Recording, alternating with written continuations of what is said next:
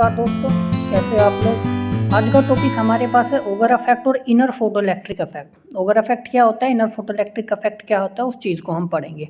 इससे पहले हमने क्या पढ़ा था, हमने पढ़ा था एक्सरे के बारे में, या कंटिन्यूस एक्सरे, कैरेक्टरिस्टिक एक्सरे के बारे में पढ़ा था। ठीक है, तो ओगर इफेक्ट, जिसको हम इनर फोटोइलेक्ट्रिक इफेक्ट भी बोलते हैं, उसको पढ़ने से पहले मैं आपको कुछ बताना चाहता हूँ, ये तभी समझ में आएगा।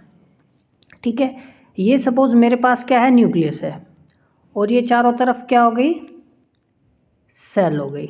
ठीक है, जिसमें कौन electron resides in these cells. ठीक है, कोई डाउट है। तो यहाँ पे सपोज मेरे पास क्या है, इलेक्ट्रॉन है, यहाँ पर मेरे पास क्या है, इलेक्ट्रॉन है। हमने जब एक्सरे पढ़ा तो हमने क्या जाना था, जब हम हाई एनर्जेटिक इलेक्ट्रॉन, ठीक है ना, क्या करते हैं, हाई एनर्जेटिक इलेक्ट्रॉन को एटम पर बमबारी करते हैं हैवी मेटल पर, तो क्या होता है, कंटिन्यूस एक्सरे निकलती है, कैरेक्टरिस्टिक एक्सरे निकलती हैं। तो कंटिन्यूस रे और कैरेक्टरिस्टिक कैसे निकलती है, कैरेक्टरिस्टिक के बारे में हमने पढ़ा था। ये जो हमने बाहर से इलेक्ट्रॉन बमबारी की है ना, ये इलेक्ट्रॉन अंदर के सेल के एक इलेक्ट्रॉन को भगा देगा, वो कहेगा भाग यहाँ से, तो भैया वो भाग के यहाँ आ गया। ठीक है, जो इलेक्ट्रॉन मैंने बमबारी की थी, सपोज वो कोलिजन के बाद कहाँ गया, ये रहा, समझ मारा। तो यहाँ पे क्या क्रिएट हो गई, एक वैकेंसी क्रिएट हो गई। मैं इसको इस तरीके से आपको समझाता हूँ। ठीक है, तो यहाँ पर क्या क्रिएट हो गई, एक वैकेंसी क्रिएट हो गई। अच्छा, अब अपर सेल से कोई इलेक्ट्रॉन क्या करेगा, इस वैकेंसी को फिल करने के लिए आएगा। समझ में आई बात, कोई डाउट है। ये चीज़ अब बाद, तो यहाँ से क्या निकलेगी, रेज निकलेंगी। समझ में आया, जो क्या होंगी हमारे लिए एक्स रेज होगी, जिसका एनर्जी कितना होगा, एच मी हो गया। कोई डाउट है यहाँ तक। मान लो ये मेरे पास के सेल है, और ये मेरे पास मान लो एल सेल है, तो एनर्जी डिफरेंस जो होगा ना, इस वैकेंसी को फिल करने के लिए अपर से जो इलेक्ट्रॉन आएगा, तो वो क्या निकालेगा, एक्सरे निकालेगा, जिसको हम क्या बोलते हैं, कैरेक्टरिस्टिक एक्सरे बोलते हैं। कोई डाउट है। तो ये यहाँ तक हमने किया था। अब ध्यान से देखना, काफ़ी बार क्या होता है, जो ये रेज कैरेक्टरिस्टिक एक्सरे है ना, ये जितनी ये डिफरेंस होना चाहिए, हम देखते हैं कि हमें उतना डिफरेंस मिला नहीं। तो भाई एनर्जी कहाँ गई, एक कैरेक्टरिस्टिक एक्सरे की एनर्जी कहाँ गई। और एक हमें इलेक्ट्रॉन भी मिलता है, इनके अलावा एक इलेक्ट्रॉन भी मिल रहा है, वो इलेक्ट्रॉन कहाँ से आया। तो उस चीज़ को आप ध्यान से देखो। अब देखो, अब ओगर इफेक्ट को ध्यान से देखना। देखो, मान लो मेरे पास जो ये इलेक्ट्रॉन था ना, यहाँ पे जब मैंने बाहर से बमबारी की, तो यहाँ पे क्या क्रिएट हो गई, एक वैकेंसी क्रिएट हो गई। ठीक है, क्या क्रिएट हो गई, वैकेंसी। इस वैकेंसी को फिल करने के लिए अपर सेल से कौन आया, एक इलेक्ट्रॉन आया। तो अपर सेल से एक इलेक्ट्रॉन आया, समझ में आई बात। तो देखो ये इलेक्ट्रॉन आ रहा है, तो यहाँ पे उसने वैकेंसी को क्या किया, फिल किया। अब इलेक्ट्रॉन का ट्रांजिशन हुआ है अपर लेवल से लोअर लेवल में, तो क्या हुआ, एनर्जी रिलीज हुई है। समझ में आया, ये के अल्फा लिखा हुआ है। तो कहने का मतलब है, ये मेरे पास के है और ये एल से एल है, तो समझ में आया, यानी ये n इज इक्वल टू 1 है, ये n इज इक्वल टू 2 है, ये n इज इक्वल टू 3 है। समझ में, समझाने के लिए मैं बता रहा हूँ, ध्यान से देखना।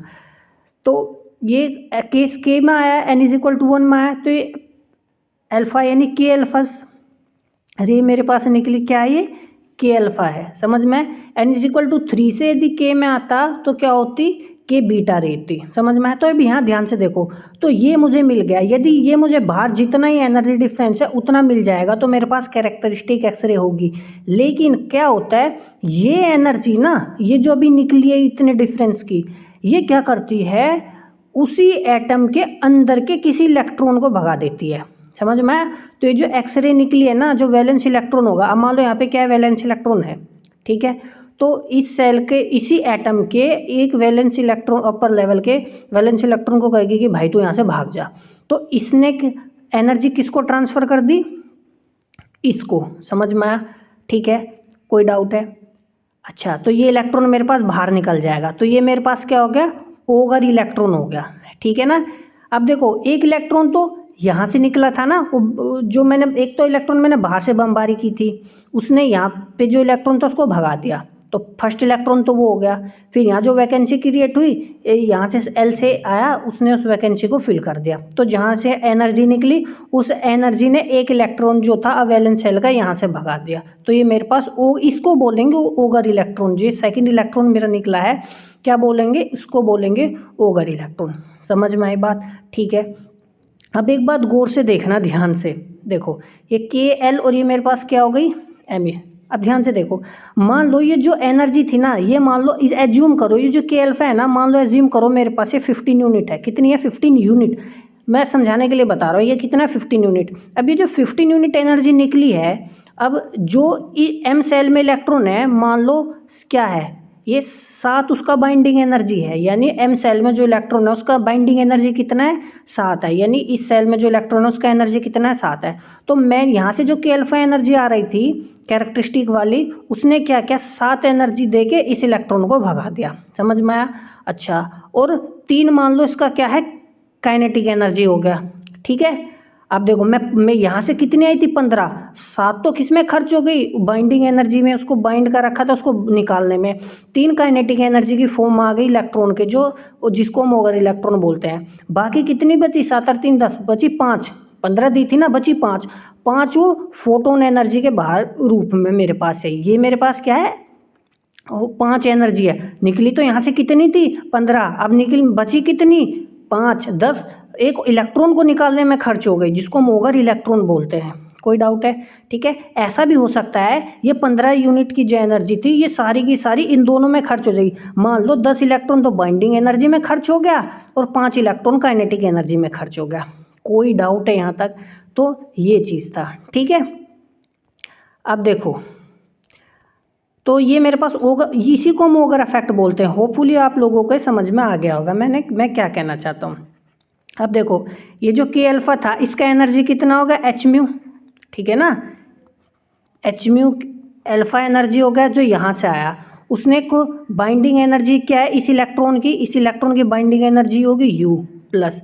और ये क्या है? ओगर इलेक्ट्रॉन की एनर्जी है, काइनेटिक एनर्जी है। ये क्या है? काइनेटिक एनर्जी है। ठीक है, किसकी? ओगर इलेक्ट्रॉन की प्लस। और ये क्या? H mu. ये एच म्यू वो एनर्जी है जो इलेक्ट्रॉन जो डिक्रीज हो गई है एक्सरे की। समझ में आया? फोटोन एनर्जी जो बाहर निकली है।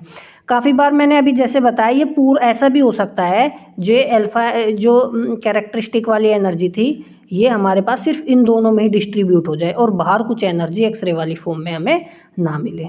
समझ में आया? एक तो ऐसे आप लिख सकते हो, इसको आप ऐसे भी लिख सकते हो।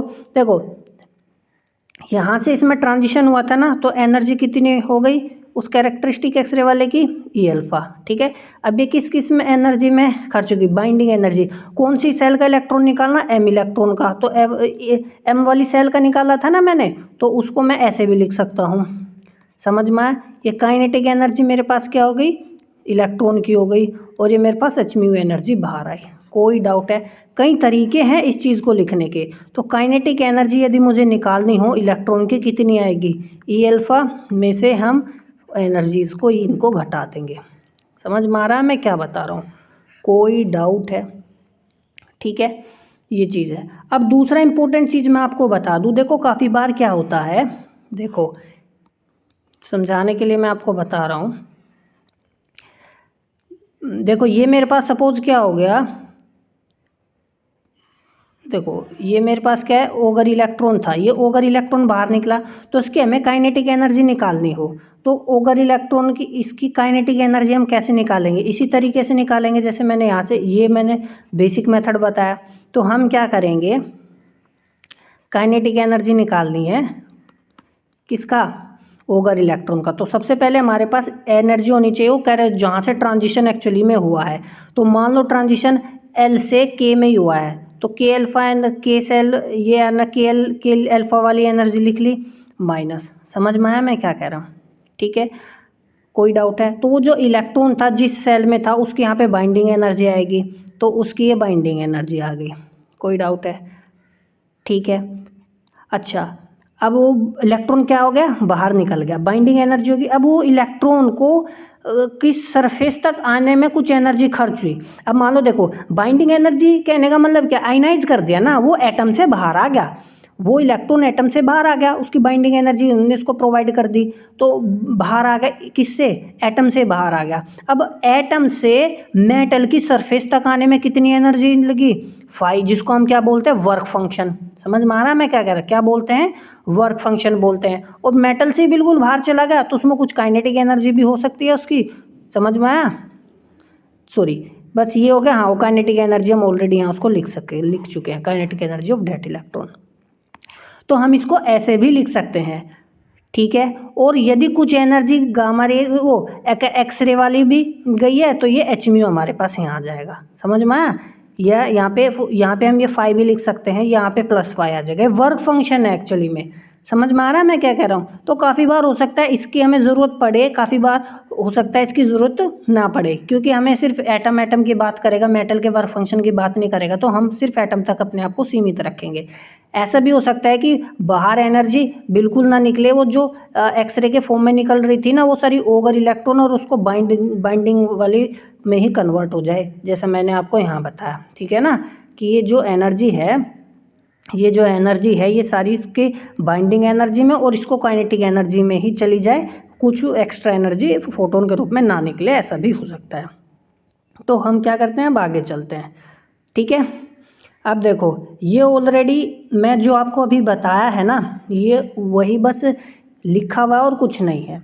तो Auger founded that X-ray photon which is created by the transition of an inner cells। देखो इनर सेल्स में ट्रांजिशन की वजह से जो एक्सरे फोटोन होता है ना क्रिएट हुआ था, वो एब्जॉर्ब कर लेगा कौन, अंदर का ये कोई इलेक्ट्रॉन, समझ में आया, और वो इलेक्ट्रॉन बाहर आ जाएगा। और क्या है, समझ में आना मैं क्या कह रहा हूँ, रेदर देन एक्सरे फोटोन, ठीक है। कुछ एक्सरे भी आ सकता है, तो जिससे क्या होगा, इंटेंसिटी एक्सरे फोटोन की कम हो जाएगी, इसे ही हम क्या बोलते हैं, ऑगर इफेक्ट बोलते हैं। समझ में आ गई बात, इसको दोबारा पढ़ोगे तो समझ में आ जाएगा।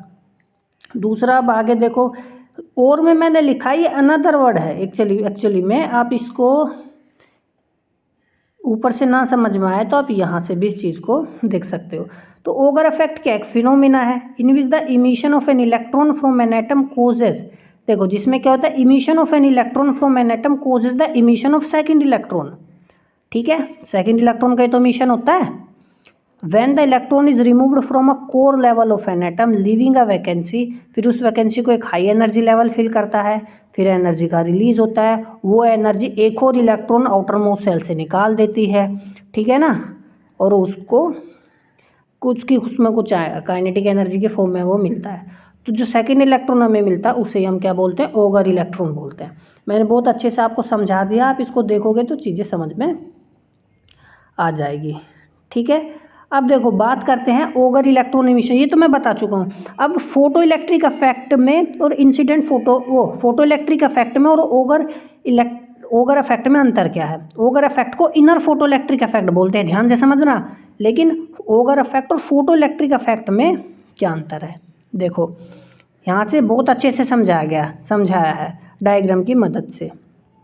अब देखो ये मेरे पास मान लो कोई मैंने बाहर से एनर्जी दी, ठीक है, समझ में आया। ऐसे ही तो होता है फोटो इलेक्ट्रिक इफेक्ट में, क्या होता है, हमने बाहर से क्या प्रोवाइड की, कोई एनर्जी प्रोवाइड की, और उसमें कोई एटम था, उसमें का एक इलेक्ट्रॉन हमने मतलब उसमें हमने क्या कर दिया, इलेक्ट्रॉन निकाल दिया। तो एनर्जी की मदद से हमने एक इलेक्ट्रॉन निकाल दिया, ठीक है। बाहर से ये एनर्जी हम प्रोवाइड करते हैं, तो एक इलेक्ट्रॉन हमने यहाँ से निकाल दिया, तो उसको क्या बोलते हैं, फोटो इलेक्ट्रिक इफेक्ट बोलते हैं। लेकिन जो एच म्यू एनर्जी है जिसकी वजह से इलेक्ट्रॉन तो ऑगर इफेक्ट में भी निकल रहा है, लेकिन जो ये इसमें एच म्यू एनर्जी है ना, ये अंदर से ही मिल रही है, बाहर से नहीं मिल रही है, तो इसलिए ऑगर इफेक्ट को क्या बोलते हैं, इनर फोटो इलेक्ट्रिक इफेक्ट बोलते हैं। कोई डाउट है, देखो डायग्राम से देखो, ये इंसिडेंट फोटोन हो गया, के सेल का इलेक्ट्रॉन बाहर निकाल दिया, ये के सेल का इलेक्ट्रॉन आ गया यहाँ पे, ये क्या होगा, फोटो इलेक्ट्रिक इलेक्ट्रॉन हो गया मेरे पास, ठीक है। अब ध्यान से देखो, अब ये मेरे पास सेकंड सेल है, ये के सेल है। अब यहाँ वैकेंसी क्रिएट होगी क्योंकि यहाँ से इलेक्ट्रॉन रिलीज हो गया। अब एल सेल से इलेक्ट्रॉन आ गया के सेल में मेरे पास इलेक्ट्रॉन आ गया है यहाँ पे, तो एल से के सेल में क्या आ गया, इलेक्ट्रॉन। तो ये ट्रांजिशन हुआ है एक्चुअल। तो यहाँ से ये जो एनर्जी का डिफरेंस आएगा, ये क्या रिलीज हो गई, कैरेक्टरिस्टिक एक्सरे। अब इस कैरेक्टरिस्टिक एक्सरे की वजह से, इस एनर्जी की वजह से एक अनदर इलेक्ट्रॉन निकला है, जिसको हम क्या बोलेंगे, ऑगर इलेक्ट्रॉन। समझ में आया मैं क्या बोल रहा हूँ। तो फोटो इलेक्ट्रिक इफेक्ट और ऑगर इफेक्ट में आपको समझ में आ गया होगा, और फोटो इलेक्ट्रिक इफेक्ट को हम इनर फोटो इलेक्ट्रिक इफेक्ट क्यों बोलते हैं ये भी समझ में आ गया होगा, ठीक है। इस पर एक न्यूमेरिकल मैं आपको कराऊंगा जो प्रीवियस ईयर्स में ही पूछा गया है। तो आपको कुछ नहीं करना, आप प्लेलिस्ट में जाओ, ठीक है ना। तो प्रोबेबली क्वेश्चन नंबर 43 या क्वेश्चन नंबर 44 के आसपास होगा, ठीक है। तो उसको देखना आप, ऑगर इफेक्ट पर ही पूछा गया है, CSIR में प्रीवियस ईयर्स क्वेश्चन है। तो जो मैंने थ्योरी पढ़ाई है उसी पर है, ठीक है। तो पढ़ते रहिए, तब तक के लिए नमस्कार, मिलते हैं आगे।